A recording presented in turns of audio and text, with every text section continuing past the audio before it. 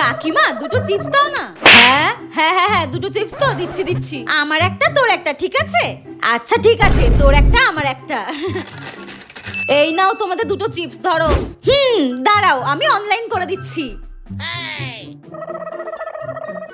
হ্যাঁ এ বাবা, আমার তো নেটই চলছে না, কি করি এবার?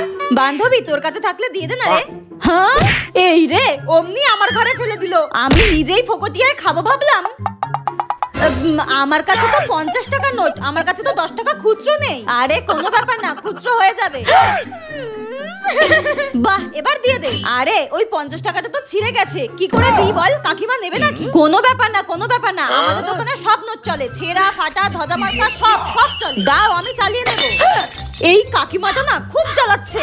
দেরি করিস না, দিয়ে দে দিয়ে দে। আমার 50 টাকাটা তো একদম কচকচে সুন্দর, এদের জন্য এবার ছিঁড়তে হবে।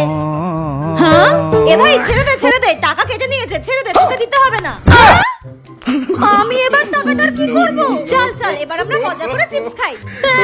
এই 50 টাকা